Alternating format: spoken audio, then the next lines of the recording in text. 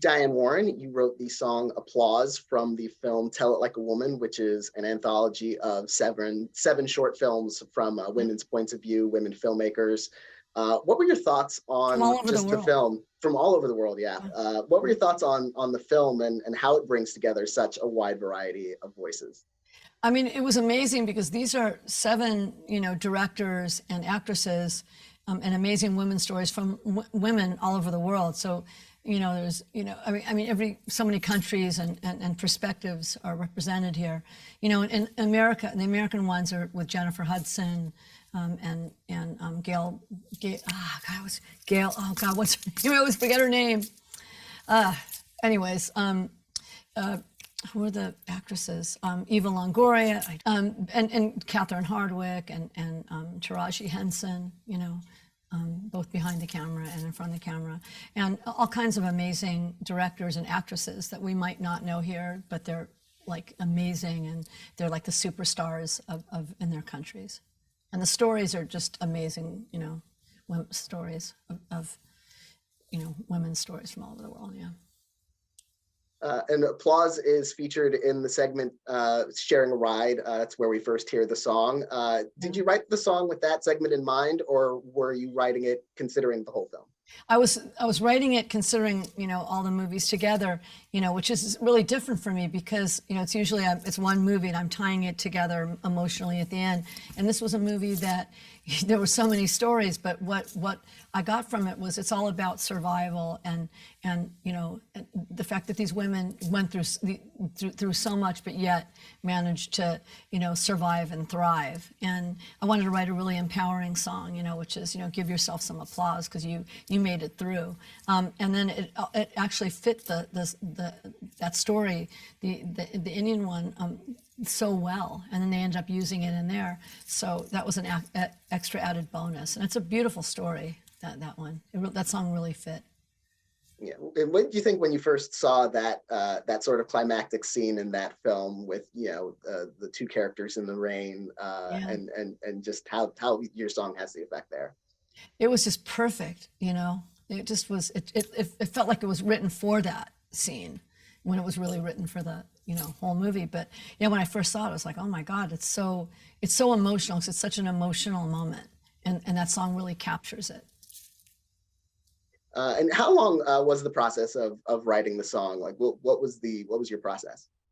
It's what I do all the time. I just sit down and when I write a song for a movie, I try to just kind of just tie it together emotionally and see how it inspires me. And what was difficult, not difficult, but what was different because about this was how do you tie all these stories together with one song, and the theme I got from it was empowerment and strength and giving yourself some applause, giving yourself some love, giving yourself some respect because you've earned it, that these women, everything they go through in all these movies, at the end of the day, it's all about that.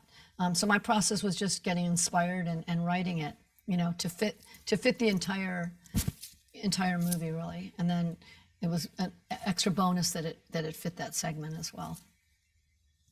And the song is performed by Sophia Carson. How did you come to work with her on it? What made her, do you think, so right for that song? One thing about Sophia, Sophia and I, we talked about doing something together. And one thing about her is she is, if you look at her, she's stunningly beautiful. She's like, gorgeous. But what's even more beautiful is who she is and her heart and her strength. And, she's just an amazing young woman. And she's a great singer. Let's add that, because without that, I wouldn't have gone to her.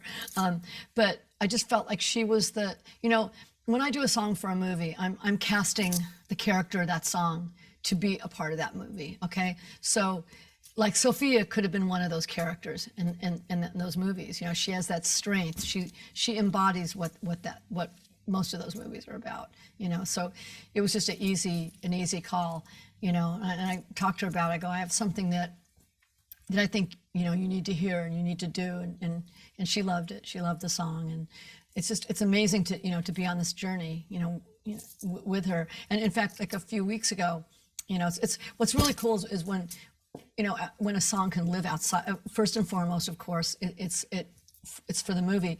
But if it gets a life outside of the movie, that's like an extra added bonus. And a few weeks ago, CNN, you know, asked us to, well, asked really Sophia, I was just the piano player, asked us to do it, you know, on the show on CNN Heroes, where the song was, you know, basically acknowledging all these heroes. It was an honor of them. So that was just, you know, it's a beautiful thing, you know, when a song that you write can do that, because these people are true heroes. I mean, I don't know if you've seen the show, but it's like, so for that song to, you know, fit so beautifully, you know, in the movie and about women and empowerment, and then, you know, have another life. It's great. That's what you want with a song.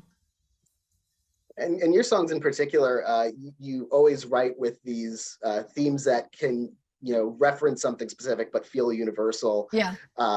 You know, so it really feels like you were almost made for a film that tells 7 different stories, because you're able to. Yeah, that's interesting. That's interesting. Yeah. Yeah. Because you want these songs to, you know, to be as universal as possible. And this movie's literally universal, you know. Yeah. And you received an honorary Oscar recently, so I want to congratulate you on that. You want to hear something funny? Mm-hmm. We were doing the vocal. I mean, it's just kind of ironic. Since we're talking about applause, Sophia was doing the vocal in my studio when I got the call from the Academy saying that I was getting the honorary Oscar. So here I'm doing a song about giving yourself some applause. I was like, oh, that's cool. I guess I'll give myself some applause for a second and then go back to beating myself up right after. But it's such an amazing honor. I mean, that's like the big Oscar. Like that's the one they give, like, you know, all kinds of, if you look at the list of who's gotten that award, it's pretty mind-blowing. And they've never given it to a songwriter before. So I'm the first songwriter ever to have gotten that. So it'd be great. It'd be great. He told me he wants a friend. So so I'm trying to get one for him. What was it like having you know, Cher be the person who was there to present it to you? Was that especially meaningful? It was amazing. Well, first of all, because I go way back with Cher, I've written, like, she's done 20 of my songs, including Turn Back Time, and You Haven't Seen the Last of Me, which won the Golden Globe, because that 11 years ago. But Cher doesn't do anything for anybody. She just doesn't. And she, like, is notorious for never going west of the 405. And this was definitely west of the 405 to where the honorary Oscars were, the governor's awards were being held. So, like, she was like my dream to give it to me, you know, but I didn't think that would happen, but she did show up, and it was such a beautiful night. Like, that was the best night of my life, you know. It's amazing. And you mentioned giving your honorary Oscar some company, and of course you're on the short list for applause. Yeah. Does it still feel just as meaningful to get that recognition out of so many songs? You know, because you mentioned in your speech, you know, 13 times you've been selected as one of a very small number of the best songs of the year. So is that still a thrill? Yeah. What I said in my speech, I really came from the heart, and I said that, you know, people go, what's it like to lose 13 times? And I go, like, no, I haven't lost 13 times. Are you kidding me? I've won 13 times, because there's only 5 songs. You know, the Grammys have, I don't know how many song categories the Grammys have, but there's, like, you know, 20 or 30 of them. There's a lot. And the Academy Awards has only 5. And if you look at the names of the people who vote for you, they're the best of the best on the planet, of composers, songwriters, you know, all, you know, that exist in, you know, right now. And so for them to pick, you know, 5 songs, and, you know, 13 times they've been my song, I do not look at that. I joke around, yeah, I'm a 13-time loser, but I'm a 13-time winner, you know, and it's just as exciting. You know, I stay up waiting all night for the nominations, you know, whenever I'm, like, on the short list.